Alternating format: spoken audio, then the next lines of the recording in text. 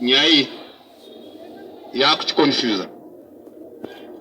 Saka taikumbira kuti mutiratidze baba nekuti muri mwana. Tiratidzei baba kuti zvikotiringana. Nekuti vanga vamwazika baba mwana komana mweya mutsvene baba mwana tiratidzei baba. Imimi taakukuzivai kuti ndimi Jesu mwana komana waMwari. Saka toda kuonani baba. Amen. Amen. Jesu akapindura Filipo achiti ndakagara nemi nguva yakareba kudai. Usati wandiziva here Filipo? Filipo anga ari mudzidzi. Autobvunza kuti usati wandiziva after such a long time ndinemi every day ndichitaura nemi. Usati wandiziva. Hauzivi here kuti aona ini aona baba. Saka unoreva sei kuti ndikuratidzei baba? Iwe uchindiona. Saka mashoko aya akonfirma kuti Jesu ndiye baba. Filipo asati amuziva kubva nguva yese yakagara nababa. Hey. Amen. Hallelujah. Amen. Mubhuku yaJohn chapter 5 verse number 48. Amen. Kana kuti 47. Jesu anotaura zvakanaka kuvanhu but vanhu havana kuzvizwa kuti ndakauya nezita rababa vangu.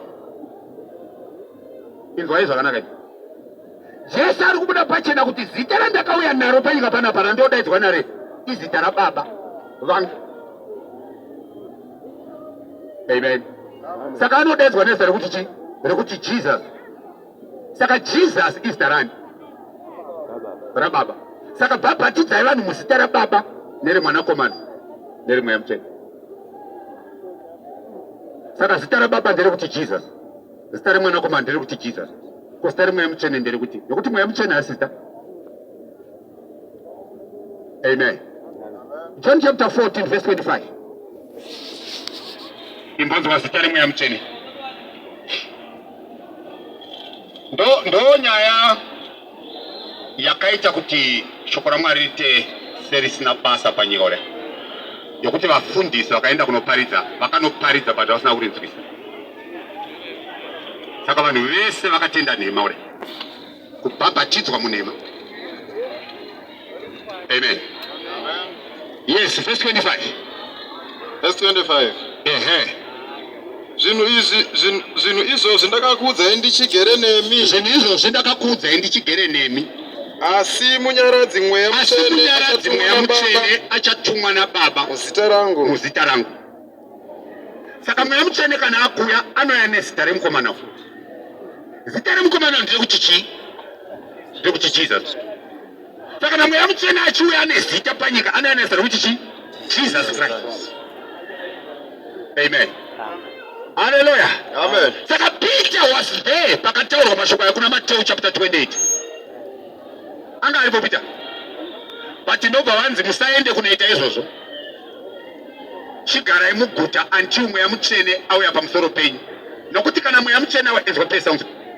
Iye uchakudzidzisai zvose. Kana mweya mutsvene auya ndiye achakudzidzisai zvose. Nokukuyeudzirai zvose zvandakareva kwamuri. Zvakataurwa naJesu zvoda kutozveudzirwa vanhu namweya mutsvene nekuti paitaura anga ari maparables. Ndiye ada kutodzidzisa vanhu kana auya mweya mutsvene. Saka Jesu akangosiya ataura maparables obva aenda. Mweya mutsvene auya ozodzidzisa vanhu manje. Saka mweya mutsvene auya manje paPentecost. Chapter 2 yamabasa verse ya 36. Mweya mutsvene auya akanzi achakudzidzisai zvandakataura kwamuri. Zvokuti baba ndiani muzita rababa nere mwanakomana nere mweya mutsvene. Zvoda kuzodudzirwa namweya mutsvene izvi. Amen. Amen. Verse ya 36. Yeah. Zvino imba yose yaIsraeri ngaizive kwazvo. NdiPeter ari kuparidza uyu. Mweya mutsvene waburuka paPentecost. Verse 14 inoti Petro azere nemweya mutsvene akasimuka akadanidzira akaparidza kwavari achiti. Amen. Amen. Varume vaIsraeri nemi mose mugere Jerusarema, teerai mashoko angu. Ndo starting point yeparidza kwaPeter iyi. Amen. Amen. Panapa pakunzi imba yose yaIsraeri. NdiPeter ari kuparidza, ari kuenderera mberi. imba yose yaIsraeri ngaizive kwazvo kuti uyu Jesu wamakarara kuti pamuchinjikwa Jesu amakarara pamuchinjikwa Mwari wamuita Ishe na Mwari wakamuita Ishe na Kristu. Amen. Saka Jesus, who was crucified on the cross, was made Lord and Christ. How many lords are there? One Lord. One Lord. Ephesians chapter 4, there is one Lord. Amen. Amen. And one God. I know three gods. In Bible, I know three gods. Three gods is not going to Amen. Amen. Hallelujah. Amen. Yes. Verse 37. Verse 37. Zvino vakati vachinzwa izvozvo Vakati vanzwa izvozvo vaIsraeri vakabayiwa pamwoyo vakabayiwa pamwoyo vakati kuna Petro nokuna vamwe vapostori vakati kuna Peter nekune vamwe vapostori vaiva navo varume hama tichaita seiko neshoko iri todi Peter akati kudi Petro akati kwavari Petro nobva ati kwavari tendeukai mumwe nemumwe wenyu abhabhatidzwe nezita raJesu. Saka zita raJesu ndo zita raBaba, ndo zita remwanakomana, ndo zita remweya mutsvene. Mweya wadudzira manje kuti vanhu vanobhabhatidzwa muzita raJesu Kristu. Amen. Amen. Vanhu havabhabhatidzwe muzita raBaba neremwanakomana neremweya mutsvene. Vanobhabhatidzwa muzita raJesu Kristu. Kuti mudii? Kuti mukanganirwe zvivi. Kuti mukanganirwe zvivi. Ko kana makanganirwa zvivi mupiwe chipiwa chomweya mutsvene. Mozopiwa chipiwa chomweya mutsvene. Amen. Amen. Saka hatina mweya mutsvene unogamuchirwa nemutoo kuti I baptize you in the name of the Father, the Son and the Holy Spirit. Tine mweya mutsvene unogamuchirwa in the way yekuti munhu anotanga abhabhatidzwa in the name of Jesus Christ, oregerwa zvivi, apedza kubhabhatidzwa ozopiwa mweya mutsvene. Amen. Amen. Ndo procedure yevanhu vanobhabhatidzwa muna Kristu. Saka makaona kuti even Jesus paakaenda kuna John kunobhabhatidzwa, chakatanga kuitika ndechekupinda mvura. Achibhabhatidzwa mvura naJohani, after baptism abuda mvura kudai, mweya mutsvene ndopa wakazouya. Hauna kuuya asati abhabhatidzwa. Hakuna mweya mutsvene unouya pamunhu asati abhabhatidzwa. Ukaona kwaita mweya unouya munhu asina kubhabhatidzwa muzita raJesu Kristu, mweya iwoyo hausi mweya mutsvene. Kunyange dai ukaita minana ukasimudza zvirema mumuche hausi mweya mutsvene. Acts chapter 19 verse 1. Hallelujah. Amen. Amen. Amen. Tererai mashoko aya nekuti shoko raMwari. Vanhu takarasiswa nevashumiri vakatiparidzira, vakatiitisa zvinhu zvisingaponesi mweya yedu. Iye nhasi tiri kupfuurira mberi chiti tinonamata Mwari, asi takamirira hedu kuparadzwa mugehena. Amen. Hallelujah. Imbonzwai vamwari. Acts chapter 19 verse 1. Mabasa avapostori chapter 19 vhangeri akufamba manje. Zvino Apolo achiri paKorinde, Apollos anga ari paKorinde muGreece. Pauro akati agura nemativi enyika okumusoro, Pauro nobva aenda nekumusoro kuAsia uko, akasvika Efeso, ndobva asvika paEfesasi. akawana vamwe vadzidzi, Ndobva aona paine vadzidzi akati vaivepo, kwavari, ndobva avabvunza, makagamuchira mweya mutsvene pakutenda kwenyu here? hanzi pamakatenda makagamuchira mweya mutsvene here? Vakati kwaari, vakati kuna Pauro, kwete, hatina kutongonzwa kuti mweya mutsvene uripo. hatina kutongonzwa kuti mweya mutsvene uripo. Vanhu vanga vakatenda vakatobhabhatidzwa, but havana kugamuchira mweya mutsvene. Why?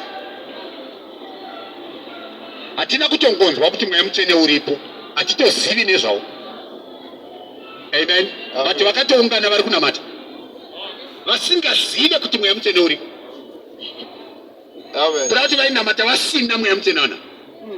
Iyo mweya mutsvene uri wakanzi kana uya ndiye achakudzidzisai zvese zvakataurwa naJesu, kuda kuti havana chinovadzidzisa. Asi vaitodzidza vasina mweya mutsvene, vasina mudzidzisi. Amen. Amen. Yes. Verse 3. Verse 3. Akati, Petro nomba abvunza vanhu vaya. Chepiri. ko makabhabhatidzwa norubhabhatidzo rupiko? Makabhabhatidzwa nerubhabhatidzo rwupiko? Vakati, norubhabhatidzo rwaJohani. Takabhabhatidzwa nerubhabhatidzo rwaJohani. Zvino Pauro akati, inzwa. Saka rwaJohani rwaiva rubhabhatidzo, asi rwakanga rusiri rubhabhatidzo rwokuti vanhu varegerwe zvivi. Uye rwanga rusiri rubhabhatidzo rwokuti vanhu vapuhwe mweya mutsvene. Rwaiva rubhabhatidzo rwokupuripeya vaIsraeri kuti kana Jesu auya vazomutenda, vobhabhatidzwa muzita rake kuti varegerwe zvivi zvavo. Amen. Saka rwaJohani rwava rusingaregerere zvivi. Saka rwava rusingaite kuti munhu apuhwe mweya mutsvene. Amen. Amen. It was preparation. Yes. Verse 4. Verse 4. Zvino Pauro akati, Johani akabhabhatidza norubhabhatidzo rwokutendeuka. Johani akabhabhatidza norubhabhatidzo rwokutendeuka. Achiudza vanhu kuti vatende iye anozouya shure kwake. Kuna Jesu aizouya shure kwake. Saka Johani aiti zvandiri kuita izvi, ndiri kuitira kuti kana Jesu azouya mutende. Iye Jesu. Amen. Amen. Rubhabhatidzo rwaJohani rwari rwoti kana Jesu azouya vaIsraeri vamutende. Saka aitura nzira. Amen. Amen. Hallelujah. Amen. Yes. Verse 5. Verse 5. Wakati vazvinzwa izvozvo, vakati vanzwa izvi zvokuti rwaJohani haruregerere zvivi, harupe vanhu mweya mutsvene, vakabhabhatidzwa muzita raShe Jesu. vakazobhabhatidzwa muzita raShe Jesu. Amen. Amen. Hallelujah. Amen. Remember, vanga vakabhabhatidzwa. Saka haugoni kundipa excuse nhasi yekuti ina hazvichaite kundibhabhatidzwa nekuti akabhabhatidzwa. Aiwa, vamwe vako vakanga vakabhabhatidzwa vakazobhabhatidzwa futi. Havainamata, vatonzi vadzidzi. Amen. Asi vakazobhabhatidzwa futi. Saka hazvina basa kuti wakambobhabhatidzwa kuSalvation Army auye pano nebhaptism yako kuti ndakabhabhatidzwa kudhara. Amen. Amen. Hallelujah. Amen. Vakati vazvinzwa izvo vakabhabhatidzwa muzita raShe Jesu. Zvino Pauro akati aisa maoko ake Pauro ndopaakazoisa maoko ake pamusoro pavo. mweya mutsvene akauya pamusoro pavo. Chekutanga ndopavakagamuchira mweya mutsvene. Akataura nendimi. Ndobva vatotanga kuratidza ndimi kuratidza kuti vane mweya mutsvene. Vakaprofita. Kwese uku kwakusina izvozvo, asi vanga vakabhabhatidzwa. Amen. Amen. Hallelujah. Amen. Saka haisi nyaya yekuti ndakabhabhatidzwa 1972 ndakatobhabhatidzwa nababa avanhingicha vakatanga ayo. Amen. Chapter 16 yamabasa yotaura kuti Paul naSilas vasvika muguta reFiripi, vakaenda kurwizi kwaiungana vakadzi vainamata. Amen. Vasvika vanhu vanzi munhu ari kunamata kuti auti akatotenda akatobhabhatidzwa. Vakasvika kurwizi kwaiina vakadzi vainamata. Pauro nobva aparidza shoko raMwari. Shoko rinoti Mwari vakazarura mwoyo waLidhia ainamata kuti ateerere zvaitaurwa naPauro. Lidhia akatenda akabhabhatidzwa iye neveimba yake, asi anga aitonamata Mwari. Amen.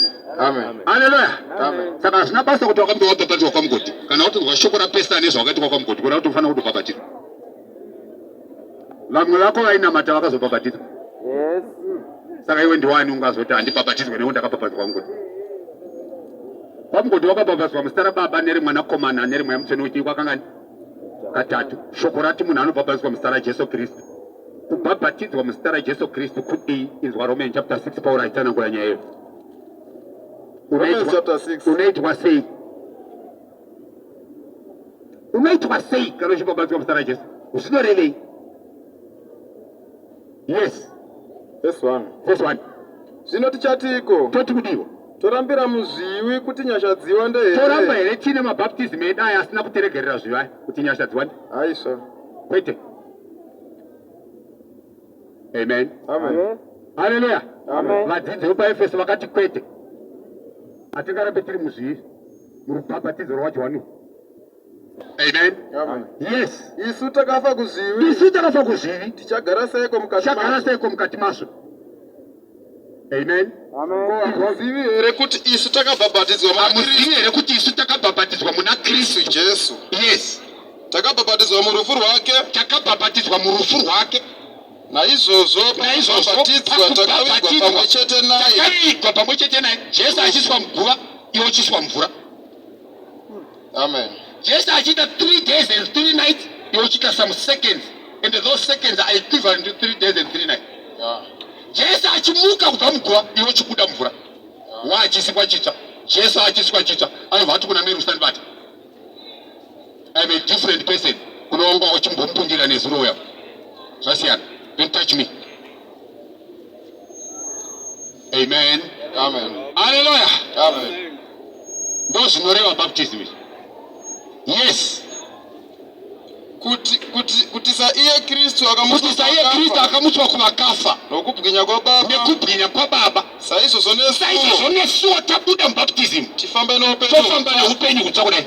Kana munhu ari muna Kristu achisikwa chicha. Zvinhu zvekare zvadi zvapfuura. Hallelujah. Amen. Amen. Yes. Verse 5. Nokuti kana takava vamwe naye, kana takava vamwe naKristu pakufanana naye parufu rwake, tichadaro pakumuka kwake. Saka zvoreva kuti hatigoni kuzofanana naKristu pakumuka kana tisina kufanana naye parufu. Amen. Saka Jesu akavigwa kamwe chete ndobva amuka. Amen. Iwe haugoni kuvigwa omuka, ovigwa omuka, ovigwa omuka. Wasiyana naJesu. Saka haugoni kuzofanana naye pakumuka kokupedzisira. Ukaitwa izvozvo haufanani naJesu pakumuka. Ende kana watadza kufanana naJesu pakumuka paresurrection, zvoreva kuti wakuenda kuhena. Jesu ari kuenda kupenyu. Amen. Hallelujah. Ndo baptism muzita raJesu Kristu. Kunyikwa kamwe omuka. Uregerwa zvivi zvako. Peter anoti kubhabhatidzwa kwamuri kuitwa mvura hakusi kutsvaka kubvisa tsvina yenyama yemuviri, asi kutsvakwa kwehana yakanaka kuna Mwari nekumuka kwaJesu Kristu kwakafa. Vari kutaura nyaya 1 napo. Amen. Hallelujah. Saka chimborangarira baptism yawakaitwa mudikani. Pauri kuenda ikoko uchinonamata Mwari. Imborangarira baptism yawakaitwa kuti ndiyo here. Kana isiriyo vamwe vako vataura kunzi vakazobhabhatidzwa futi. Ukatoona yawakaitwa yapesana neshoko rakanyorwa, vamwe vako vatotaurwa mubhuku kuti vakazobhabhatidzwa futi muzita raJesu. Saka imagine how you were baptized. Kana wakaitwa in the name of the Father, the Son and the Holy Ghost, azabasa zvataurwa nechirungu. That was wrong. Vanhu havana kunzwisisa mashoko aJesu kuti airevei. Saka vakangotora akadaro parable iyo. Kwangonoita vanhu mufananidzo. Amen. Hallelujah. Apa rega ndikusiye iwe wega nekuti upenyu mwene wahoka. Amen. Hazvidi kuti ndiite sendinokumanidzira. Unofanira kutora sarudzo yako wega zvichienda nekuti Mwari vakakuda here. Sezvokutaurwa pana John chapter 17. Pfuura mberi naJohn chapter 17. Mwari vatibatsire. Amen. Hallelujah. Ndo mashoko akataurwa naPeter. Tendeukai mumwe nomumwe nabhabhatidzwe nezita raJesu Kristu. Ari kutaura Holy Spirit iri muna Peter. Saka Holy Spirit ndo yakazotaura zvinhu chaizvo zvinoponesa vanhu. Ndo yainzi kana zvakakwana zvasvika, zvisakakwana zvichadi zvinobviswa. Amen. Amen. Hallelujah. Amen. Saka kana Holy Spirit yauya, vanhu vakufamba nekutenda, havachafamba nelaw nekuti law yanga isina kukwana. Mashoko akatonyorwa anoti dai sungano yekare isina kuwanirwa mhosva, yechipiri ingadai isina kuwanirwa nzvimbo. Saka kana sungano yekare yakawanirwa mhosva, sungano yekare chi ilo, saka lo yakawanirwa mhosva ndobva kwatozitwa sungano yetsva nekuti iyo yanga yatadza kuponesa vanhu. Saka hapana vanhu vanogona kuponeswa vachifamba nesungano yekare. Amen. Zvakakwana kana zvasvika zvakakwana zvinodii? Zvinobviswa. Amen. Yes. 17 verse 1. Yeah. Jesu akataura izvozvo akatarira kudenga akati. Jesu akataura izvozvo akatarira kudenga. Jesu kana anyengetera anotarira kudenga, vanhu kana anyengetera anotarira kumabvazuva. Saka vanhu naJesu asiyana. Kwenyu kwamunonamata motarisa kumabvazuva kana mauda kunyengetera? Kutoti kana mukatenda mugomo mukasvika usiku musingazivi kuti mabvazuva ndapi, munotomira kunyengetera kusvika mangwana makuseni. Takambozviita tiri kuchipostori. Tasvika mugomo pakati peusiku kuti mabvazuva ndekupi hatichaziva. Kwakutoti ngatimire tozoona kana kwaedza kuti kumabvazuva ndekupi. Tozonyengetera kana kunzi kwadi. Tikuda kutarisa kuti kumabvazuva. Amen. Hallelujah. Amen. Jeremiah akambonzi unoona zvinoita varuma. Ndisekeyo. Urikuona zvinoita varuma. Amen. Amen. Uona zvavari kuita. Vanonyengetera vakapfugama vakatarisa kumabvazuva. Vachinamata zuva. Saka Mwari anonamatwa vanhu vakatarisa kumabvazuva, haasi Mwari ba, izuva. Jesu akatarira kudenga. Ndotsika yaJesu kana unyengetere. Anotarira kudenga. Akati. Baba, nguva yasvika. Baba, nguva yasvika. Kudzai mwanakomana wenyu. Kudzai mwanakomana wenyu. Kuti mwanakomana akukudzei. Kuti mwanakomana akukudzei imi. Verse 2. Yes. Sezvamakamupa simba pamusoro penyama yose. Makapa mwanakomana simba pamusoro penyama yose. Kuti vose vakamupa. Kuti vose vakamupa. Avape upenyu husingaperi. Saka Jesu Kristu kana achipa vanhu upenyu husingaperi, haangopa vanhu vaanenge angosangana navo muroti.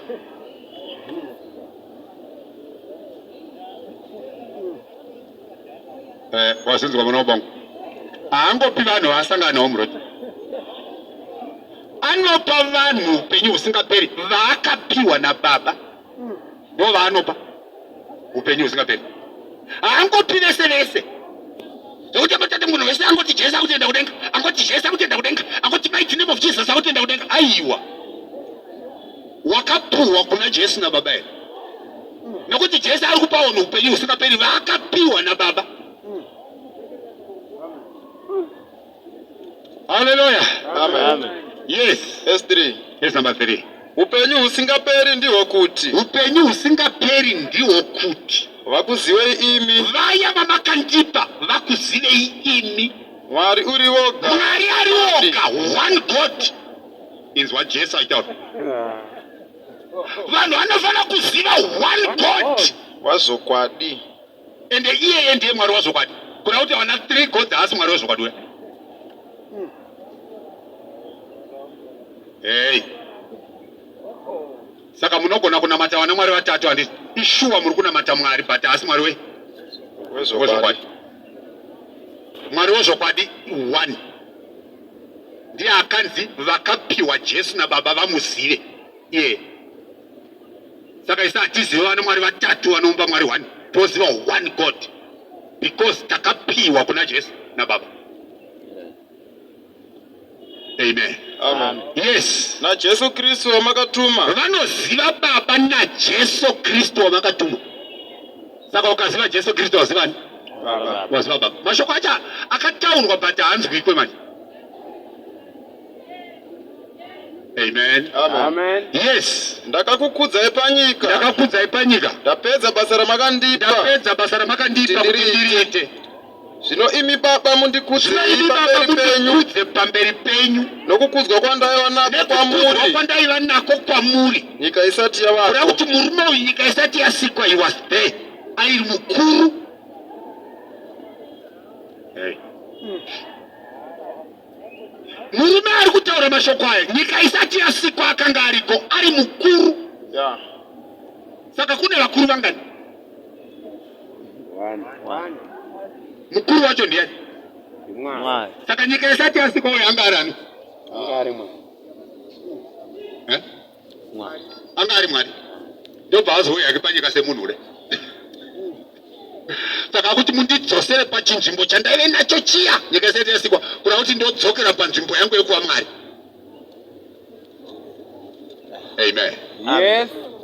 Haleluya. Amen. Nekuti apa ari kunzi mwana ka kana mwana mukomana akakura kwedu tinoti kuyaruka. Amen. Kana mwana mukomana ayaruka anenge ababawo. Amen. Saka baba vacho vanongori 1. Ndosaka muchiona kuti kunyange mukazvarwa muri 25 munopuwa zita 1. Amen. Haleluya. Munopuwa zita 1. Zvinorevekera muchinoedzwa nezita 1 ndora kuti muri munhu 1.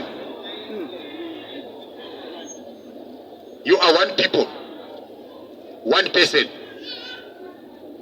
Mune same blood, same totem, same father, same ancestor.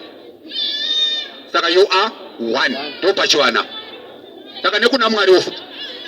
Dozo zakaita. Same blood of Jesus, same spirit, same father, Christ Jesus. And we are one. Amen. John chapter 1 verse 1. Hey. Ibodzoka pana John chapter 17 papo ndiri kupada. Verse 6. Yeah. Ndakaratidza vanhu vamakandipa panyika zita renyu. Zita raBaba harina kuratidzwa vanhu vese vari panyika pana. Jesu haana kuratidza vanhu vese vari pasi pano zita raBaba. Akaratidza vanhu vaakapiwa chete. Amen. Ndosaka muchiona kuti vanhu vari kunetseka kuziva zita raBaba kuti ndiani. Vamwe vakuti Jehovha ndiye Baba, Jesu mwana, havana kuratidzwa zita raBaba. Havarizive. Amen. Amen. Yeah. Hallelujah. Amen. Vanhu havana kuratidzwa zita raBaba. Akaratidza vanhu vaakapiwa chete. Rutende rweso rwaruzivo. Amen. Amo muntu achimbonyengetera pana matewa. Anoti ndinokutendai Baba, Ishe wokudenga nepasi. Amen. Haleluya. Nokuti makaratidza vacheche izvi mukazvivandira vakachenjera ure. Wangu Baba nekuti ndiwo zvakakufadzai. Mwari kufadzwa kuti vazhinji varegedze kumuziva. Azikanwe navashoma shoma. Hey. Amen. Amen. Amen. Hallelujah. Amen. Ndo zvakaita Mwari izvi. Ndakaratidza vanhu vamakandipa panyika zita renyu. Inzwa vaive kupiwana. Vakanga vari venyu kubva kare denga nenyika zvasikwa. mukandipa ivo. Ndobva mandipa ivo. Saka paari kudaidza vadzidzi aitiwe nditera, ari kudaidza vakapiwa. Haangodaidze chero mujudha wasangana naye. Hallelujah. Amen. Angoti chero wasangana naye. Ayo. Anodaidza vakadi. Vakapuwa. Amen. Amen. Endoona madaidziro akwa kudaidza vana Peter na John anga ari madhanda eti mafishbonga. Vanga vasakana kuenda kuchikoro. Mafarisi akadzidza aripo. Vakusiya vana Nicodemus. Nana Gamalieri. Kuvasiya ure. Vakudaidza vana Peter. Ndo vakadiwa. Ndo vakapiwa. Saka uchinzwa Paul achiti tarirai kudanwa kwenyu imi hama dzangu. Kwamakadanwa nako naMwari. Havasi vazhinji vakachenjera panyama kuda kuti vakadzidza vakadanwa naMwari. Havasi vazhinji vanokudzwa vakadanwa naMwari. Ndozvauchozvizva tinotaura panapa izvi. Maprofesa vana Muturiwe nana Mnuya na Washman havazvigoneri. Havana kudanwa ba.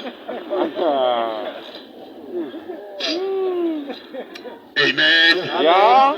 Hallelujah. Amen. Unonzwa shoko raMwari pana Mabasa chapter 4 richiti zvino vaJudha vakati vachiziva kuti Petro na John vaiva vanhu vasina kudzidza vasingazive chinhu asi vakashamiswa nekutaura kwavaita vakaziva kuti vaiva naJesu.